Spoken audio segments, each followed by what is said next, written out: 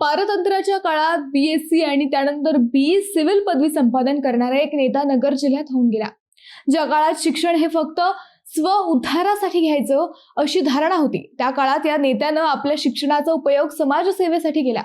कोपरगाव तालुक्यातील माहेगाव देशमुख या आपल्या स्वतःच्या गावी 1953 साली शेतकऱ्यांसाठी पहिली सोसायटी स्थापन केली. सहकारी तत्वावर आशिया खंडातील दुसरा सहकारी साखर कारखाना स्थापन केला. स्वामी सहजानंद भारती यांच्या प्रेरणेनं काँग्रेस पक्षात जाऊन याच नेत्यानं नगर जिल्हा परिषदेचा पहिला अध्यक्ष होण्याची किमया करून दाखवली. हे अध्यक्षपदही सलग 10 वर्षे निर्विघ्नपणे सांभाळलं. नेतृत्व गुण, संघटन कौशल्य, लोकहितवादी दृष्टिकोन, ग्रामोद्धार चळवळीचा मिलाफ या गुणांच्या जोरावर हा नगर जिल्ह्यातील पहिला नेता ठरला, ज्यानं दुसऱ्या मतदारसंघात जाऊन सलग 2 टर्म आमदारकी मिळवली. स्वतःचं मतदानही ज्या मतदारसंघात नव्हतं त्या मतदारसंघात सलग 2दा आमदार झालेला हा नेता होता शंकरराव काळे. 1972 व 1978 या सलग 2 टर्म मध्ये पारनेरचा आमदार व त्याच काळात शिक्षण व सहकार खात्याचं राज्यमंत्रीपद मिळवणं सोपं नव्हतं, पण हे काळे साहेबांनी करून दाखवलं. कर्तृत्वाच्या जोरावर सलग 15 वर्षे रयत शिक्षण संस्थेचं अध्यक्षपद यशस्वी करून दाखवलं. कोपरगावचे असूनही काळे साहेब पारनेरचा आमदार कसे झाले, त्या पहिल्या निवडणुकीचा किस्सा काय, हे आपण या व्हिडिओतून पाहणार आहोत. नमस्कार, मी अद्वैता आणि आपण पाहत आहात अहिल्या नगर लाईव्ह 24, नगरी राजकारणाचं परफेक्ट अनालिसिस. नगर जिल्ह्यातील पारनेर विधानसभा मतदारसंघ हा पहिल्यापासून कम्युनिस्टांचा बालेकिल्ला समजला जायचा. ऐतिहासिक, वैचारिक दृष्ट्या समृद्ध आणि राजकीय दृष्ट्या अत्यंत चुरशीचा असा हा मतदारसंघ होता. स्वातंत्र्यानंतर झालेल्या 1952च्या पहिल्या सार्वत्रिक निवडणुकीत देशातील पहिला कम्युनिस्ट आमदार पारनेर मतदारसंघाने दिला. शिवसेनेचे माजी आमदार व माजी सभापती विजयराव आवटी यांचे वडील भास्करराव आवटी हे देशातील पहिल्या कम्युनिस्ट आमदारांपैकी एक होते. सलग दुसऱ्या निवडणुकीतही त्यांनी 1957 मध्ये अपक्ष म्हणून दुसऱ्यांदा विधानसभेत पारनेरचे प्रतिनिधित्व केले. 1962 मध्ये तालुक्यात काँग्रेसने खऱ्या अर्थाने शिरकाव केला. कम्युनिस्टांचा हा अभेद्य गड काँग्रेसने 1962ला हिसकावला. काँग्रेसचे दत्तात्रय भगत यांनी भास्करराव आवटींचा पहिल्यांदा पराभव केला आणि काँग्रेसला जिंकून आणले. परंतु त्यानंतर काँग्रेसला गटबाजीचे ग्रहण लागले. विद्यमान आमदार असणाऱ्या दत्तात्रय भगत यांचे तिकीट पुढच्याच म्हणजे 1967च्या निवडणुकीत कापले गेले. काँग्रेसनं तिथं साहेबराव गुंजाळ या तरुण चेहऱ्याला संधी दिली. गुंजाळही निवडून आले, परंतु काँग्रेसमधील अंतर्गत वाद अधिक तीव्र झाला. भगत यांचे तिकीट कापल्याने त्यांचा गट अगोदरच नाराज होता, परंतु गुंजाळ आमदार झाल्यावर या दोन्ही गटात तीव्र संघर्ष सुरू झाला. त्याचा फायदा घेत कम्युनिस्टांनी पुन्हा आपली घडी बसवायला सुरुवात केली. तोपर्यंत 1972 म्हणजेच पुढची पंचवार्षिक जवळ आली होती.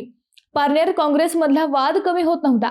आता 1972च्या निवडणुकीत भगत की गुंजाळ यापैकी कुणाला उमेदवारी द्यायची हा प्रश्न होता. एकाला तिकीट दिला तर दुसरा गट विरोधात काम करणार होता किंवा थेट अपक्ष रिंगणात उतरणार होता, हे जवळपास फिक्स होतं. आता करायचं काय, हा जिल्हा काँग्रेसच्या पुढचा प्रश्न होता. त्यापूर्वी 1962ला जिल्हा परिषदेची स्थापना झाली. कोपरगावचे सहकारातील नेते शंकरराव काळे हे 1962 मध्ये स्थापन झालेल्या अहमदनगर जिल्हा परिषदेचे पहिले अध्यक्ष झाले. त्यांनी अध्यक्ष म्हणून संपूर्ण जिल्ह्यात विशेषतः ग्रामीण भागात विकास कामे करून स्वतःची विकास पुरुष अशी ओळख निर्माण केली होती.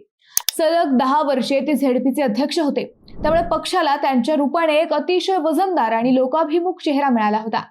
शंकरराव काळे हे काँग्रेसच्या वरिष्ठ वर्तुळात अत्यंत विश्वासू मानले जात होते. ते स्वतः BSc, BE सिव्हिल असे उच्च शिक्षित असल्याने आणि प्रशासकीय कौशल्यामुळे काँग्रेस हायकमांडचा त्यांच्यावर विश्वास होता. काळे हे अजातशत्रू व्यक्तिमत्व होते. झेडपी अध्यक्ष म्हणून त्यांनी दक्षिणेत पारनेर, श्रीगोंदा, जामखेड या तालुक्यात जलसंधारणाची भरीव कामे मार्गी लावली होती. त्यामुळे पारनेरच्या स्थानिक काँग्रेसमधील गुंजाळ भगत वाद मिटवण्यासाठी तेथे एका नव्या उमेदवाराची खेळी खेळली गेली. मुख्यमंत्री वसंतराव नाईक यांचा नगर जिल्ह्याचा चांगला अभ्यास होता. विठ्ठलराव विखे, बाळासाहेब विखे, भाऊसाहेब थोरात, शंकरराव कोल्हे, बाबूराव तनपुरे, मारुतीराव घुले, गोविंदराव आदिक, एकनाथराव निंबाळकर, शंकरराव काळे हे त्यावेळी काँग्रेसचे जिल्ह्यातील ज्येष्ठ नेते होते. सर्वांशी चर्चा केल्यावर त्यांनी स्थानिक काँग्रेसला पारनेरबाबत पर्याय सुचवण्यास सांगितले. याच वर्षी अजून एक गंमत होती. कोपरगावचे शंकरराव काळे हे पहिल्या जिल्हा परिषदेचे अध्यक्ष होते. त्यांचा कार्यकाळ हा 1972ला संपणार होता. त्यामुळे ते पुन्हा कोपरगावच्या स्थानिक राजकारणात सक्रिय होणार होते. कोपरगावमध्ये अगोदरच शंकरराव कोल्हे हे सक्रिय होते. हे दोन्ही काँग्रेसचे नेते एकाच मतदारसंघासाठी इच्छुक असतील तर नक्कीच वाद होणार होता. त्यातून एक नेता काँग्रेस बाहेर जाणार होता, हे जिल्ह्यातील वरिष्ठांनी ओळखले. त्यामुळेच एकाला कोपरगावात ठेवून दुसऱ्याला कोपरगाव बाहेर काढण्याचे नियोजन त्यावेळी काँग्रेसच्या वरिष्ठांनी केल्याचेही काही संदर्भातून दिसते. एकीकडे पारनेरच्या स्थानिक काँग्रेसमधील वाद आणि दुसरीकडे कोपरगावचं सेफ राजकारण या दोन मुख्य मुद्द्यांमुळे पारनेरची विधानसभा शंकरराव काळेंनी लढवावी असं काँग्रेस कमिटीने ठरवलंय. मुख्यमंत्र्यांनीही या गोष्टीला हिरवा कंदील दाखवला आणि शंकरराव काळे पारनेरमध्ये स्वतःचं मतदान नसतानाही तेथून उभे राहिले. 1972ची ही निवडणूक खऱ्या अर्थाने ऐतिहासिक ठरली. त्यापूर्वीच केंद्रात इंदिरा गांधींच्या सरकारला कम्युनिस्टांनी पाठिंबा दिला होता. त्यामुळे काँग्रेस विरुद्ध कम्युनिस्ट ही पारंपरिक लढत अनेक मतदारसंघात होणार नव्हती. राजकारणाच्या काही अलिखित नियमांनुसार पारनेरमध्येही हेच झालं. जागा वाटपात हा मतदारसंघ काँग्रेसच्या वाट्याला गेल्यामुळे स्थानिक कम्युनिस्ट नेत्यांचा हिरमोड झाला. 1972च्या निवडणुकीत काँग्रेसने कोपरगावचे शंकरराव काळे यांना पारनेरमधून उमेदवारी जाहीर केल्यानंतर पारनेरच्या स्थानिक राजकारणात अभूतपूर्व घडामोडी घडल्या. संपूर्ण निवडणूक अत्यंत नाट्यमय झाली.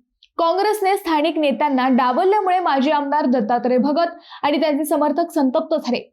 भगत यांनी काँग्रेस पक्षाचा आणि पक्ष शिस्तीचा आदेश झुगारून थेट अपक्ष उमेदवार म्हणून निवडणूक लढवण्याची अधिकृत घोषणा केली. यामुळे काँग्रेसमध्ये उभी फूट पडली. 1967चे विद्यमान आमदार साहेबराव गुंजाळ यांचेही तिकीट कापले गेले होते. मात्र त्यांचे कट्टर विरोधक दत्तात्रय भगत यांनी बंडखोरी केल्यामुळे गुंजाळ यांनी उघडपणे बंड केले नाही.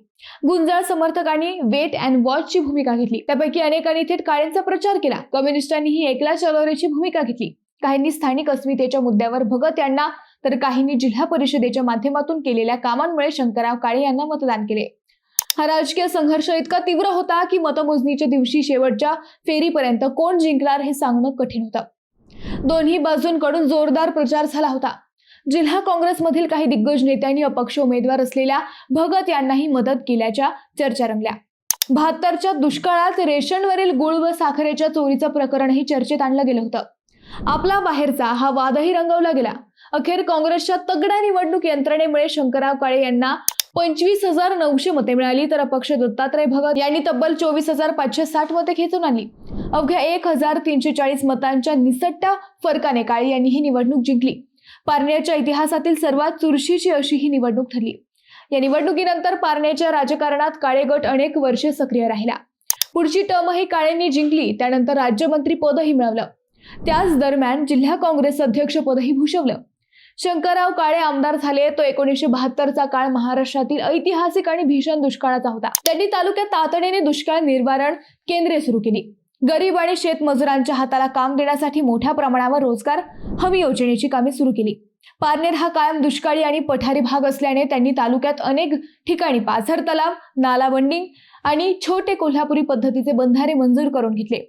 या जलसंधारणाच्या कामांमुळे तालुक्यातील भूगर्भातील पाण्याची पातळी वाढण्यास आणि कोरड्या शेतीला काही प्रमाणात पाण्याचा आधार मिळण्यास मदत झाली. शंकरराव काळे हे प्रदीर्घ काळ रयत शिक्षण संस्थेचे चेअरमन होते. या पदाचा त्यांनी पारनेर तालुक्यासाठी मोठा फायदा करून दिला. पारनेरमधील दुर्गम, डोंगराळ आणि ग्रामीण भागात गरीब व शेतकऱ्यांच्या मुलामुलींना हक्काचे माध्यमिक शिक्षण मिळावे म्हणून त्यांनी अनेक गावांमध्ये रयत शिक्षण संस्थेच्या शाळा आणि हायस्कूल सुरू केले. कोपरगावमध्ये सहकार चळवळ उभी करणाऱ्या काळे यांनी पारनेरमध्येही विविध कार्यकारी सेवा सोसायट्या आणि जिल्हा सहकारी बँकेच्या शाखांचा विस्तार केला. याच भरी विकास कामांच्या जोरावर त्यांनी 1972 मध्ये निर्माण झालेली बाहेरचा उमेदवार ही लाट थोपवण्यात काळे यशस्वी झाले आणि पारनेरकरांच्या मनात त्यांनी आदराचे स्थान मिळवले. त्यानंतर 1991 मध्ये झालेल्या लोकसभा निवडणुकीत ते कोपरगाव मतदारसंघातून खासदारही झाले. काळेंनी पारनेर मतदारसंघ सोडल्यानंतर तो पुन्हा कम्युनिस्टांकडे गेला. पुढे 1980 मध्ये कम्युनिस्ट पार्टीचे बाबासाहेब ठुबे, त्यानंतर काँग्रेसचे नंदकुमार झावरे, 1995 ते 1999 मध्ये काँग्रेसचे वसंतराव झावरे यांनी पुन्हा काँग्रेसकडे हा मतदारसंघ खेचून आणला. त्यानंतर 2004 मध्ये शिवसेनेचे विजयराव आवटी येथून आमदार झाले. त्यांनी सलग 15 वर्षे या मतदारसंघाचं प्रतिनिधित्व केलं. पण तरीही पारनेरकर शंकरराव काळेंची कारकीर्द विसरले नाहीत. ज्या मतदारसंघात स्वतःचं मतदानही नव्हतं तो मतदारसंघ काळेंनी बदलून दाखवला होता. मित्रांनो, तुम्हाला हा विषय कसा वाटला हे आम्हाला कमेंट करून नक्की कळवा. शिवाय व्हिडिओ आवडला असेल तर चॅनलला सबस्क्राईब करून व्हिडिओला लाईक करायला विसरू नका. पुन्हा भेटू नव्या विषयावर. तोपर्यंत धन्यवाद.